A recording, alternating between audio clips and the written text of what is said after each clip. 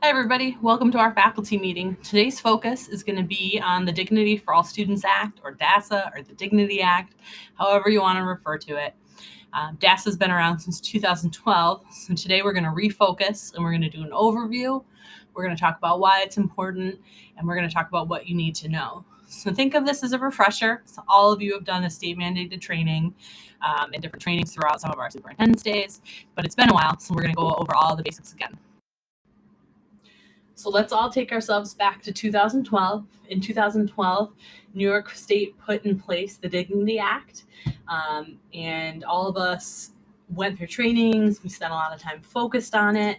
And since July 2012, New York State has provided this Dignity Act as an official framework for how schools respond to negative behaviors, such as bullying, harassment, intimidation, taunting, or discrimination. The Dignity Act outlines requirements for reporting, investigating, and it requires staff training on prevention and intervention.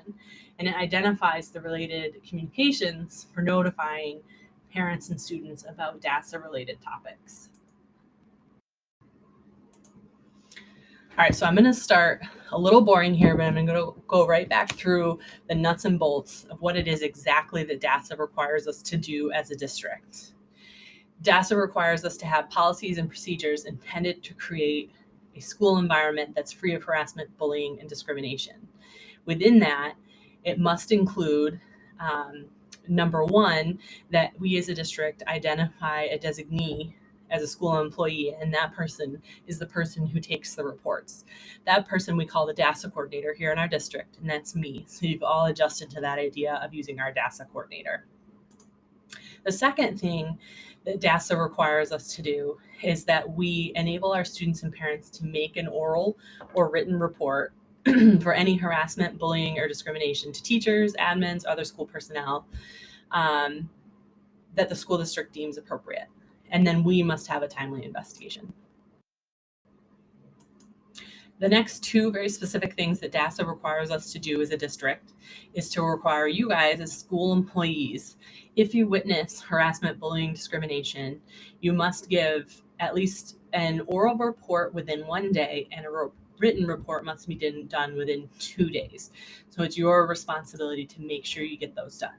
If you ever see anything and you're unsure, then make sure you come to me as the DASA coordinator and we can talk through exactly what your requirements are. The second thing is that DASA requires us, and more specifically the DASA coordinator, to lead or supervise through that investigation thoroughly and in a timely manner.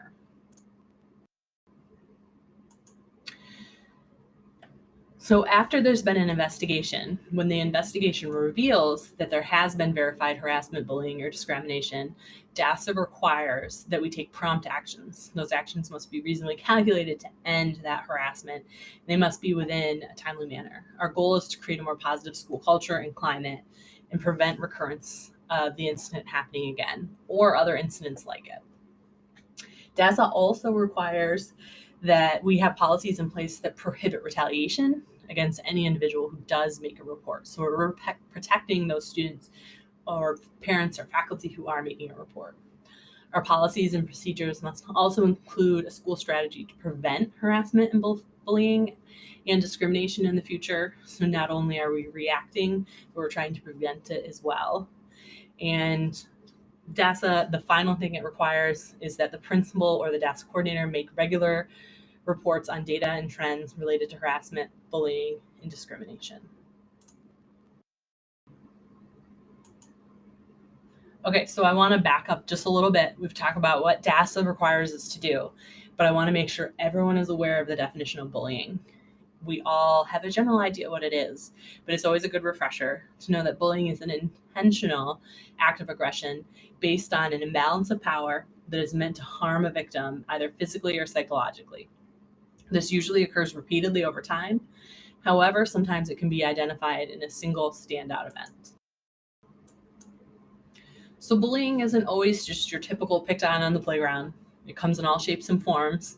Particularly at the high school here, it can be really varied in what form it comes. We need to be vigilant.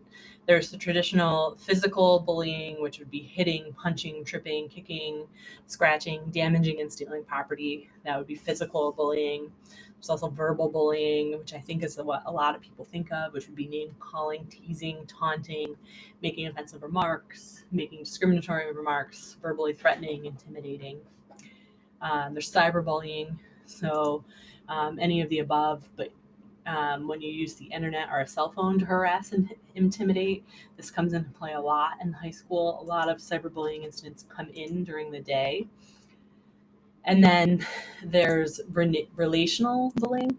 So relational bullying is a little bit more complex, sometimes called social or emotional. So it's that excluding or threatening to exclude, spreading rumors, gossiping, ostracizing, alienating, using threatening looks or gestures, extortion. All of those would fall under relational bullying. And then another kind of bullying that comes into play at high school, unfortunately, would be sexual bullying. In general, sexual bullying is a form of bullying that occurs when an individual or a group of individuals harass others through comments and actions that are sexual in nature. Moreover, sexual bullying can occur online or in person. So it's something that our students can have a lot of exposure to. All right, I just talked at you a lot and give you a lot of facts and figures, and you've been sitting still. So we're going to play a little game. We're going to reinforce with some facts here why this is important, why we're spending our busy day here as a faculty talking about DASA and the Dignity Act. So I'm going to put up a slide, and when the slide comes up, the first hand I see fly up to answer, I'm going to throw you a piece of this candy down here. So each one of you, make sure to be ready. Number one, throw your hands up when you know the answer. Students who are bullied: A, experience depression and anxiety. B, have lower academic performance. C, have changes in sleep and eating patterns. D, all of the above. You are correct. The answer is D.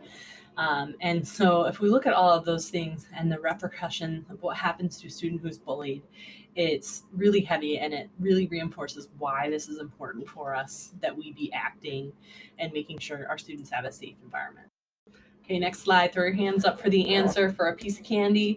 Students who bully others: A, abuse alcohol and other drugs in adolescence and as adults. B, engage in early sexual activity. C, have criminal convictions and traffic citations as adults. Or D, all of the above. You are correct. The answer is D, all of the above. So students who bully others, not only those who are bullied, have long-term effects. So it really reinforces to us why we've got to get a handle on this.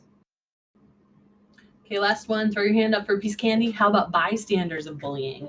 They A, have an increased use of tobacco, alcohol, or other drugs. B, have increased mental health problems, including depression and anxiety. C, miss or skip school. Or D, all of the above.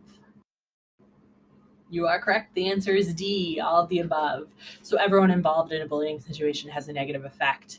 And it's very important for us as a school culture that we find ways to eliminate bullying, harassment, and discrimination in our building. Okay, so we're going to recap through the super obvious one more time. Why is this so important? Why are we spending our time with DASA? We all know that students perform better in a safe environment. And our goal here as a school is to get our students to perform to their highest academic ability. We have a responsibility as a building and as teachers and administrators to foster civility in our students and make better citizens for the future. Everyone involved suffers: the bully, the victim, the bystander. So there's no winning in a bullying situation, and we need to try our hardest to make sure we avoid it. And if none of those things make an impact, there's always the last: it's the law. We're accountable for our DASA requirements within our school district, and it's something that we all need to take seriously. All right, so what do you as faculty in this room during this meeting need to know? We're going to go through another quick round of the game. So throw your hand up when I put up a slide for a piece of candy, and we're going to go through some of the most important things that you need to know. Okay, slide number 1, throw your hands up when you have the answer. If a student reports a DASA incident to you or you witness one: A, handle it yourself. No need to get caught up in red tape. B, don't get involved. Send them directly to the DASA coordinator. C, confront the incident in front of other students. D, work collaboratively with the student and the DASA coordinator to report and come up with a supportive solution. You've got it. The answer is D. Let's work collaboratively. You're mandated to report this to a DASA coordinator, but you have a DASA coordinator, you have a student you want to work friendly with and show empathy. So let's focus on us working as a team and coming up with the best solution for stopping the bullying in the future for the student. Okay, next slide. Throw your hand up if you know the answer. DASA data is reported to the state yearly. A, only if over 50 reports filed. B, only if you are a school under review. C, yes, but the state does not check the information. D, always. We always send it to the state. The answer is D. It's always reported to the state. So it's important that we be thorough with our reporting and that we be timely. Okay, this is our very last slide. So throw your hands up tall when you know the answer. Who is protected under the Dignity Act? A, students only. B, students and parents. C, students and faculty. D, students and community members. D, students and faculty. While more commonly thought of as a statute that prohibits student-on-student bullying and harassment, the Dignity Act also protects students from bullying and harassment by school district employees. So how do we do our part? How do we help daily? I would say through vigilance, caring, and process. Process is important, so make sure to implement your district's policy that prevents, intervenes in all forms of bullying, cyberbullying, and harassment. Simple, use caring, display warmth, positive interest, and involvement. It goes a long way with your students. Establish clear rules and implement consistently and with respect. And then vigilance. Alert students and other staff members if they are displaying unacceptable behaviors towards a student. So what do I have to do on my end as your administrator? It's my responsibility to promptly notify local law enforcement when I believe any harassment, bullying, or discrimination constitutes criminal conduct. Include appropriate references to the provisions of the school's district's code of conduct that are relevant to harassment and bullying. So I got to keep that code of conduct up to date and relevant. Provide all school employees, students, and parents with a written or electronic copy of the school's policies every year. Maintain current versions of the school district's policies created on the school district's website. Establish guidelines to be used in school training programs. And then make sure that training that's required by the section is appropriate and up to standards. So it's not a waste of your time.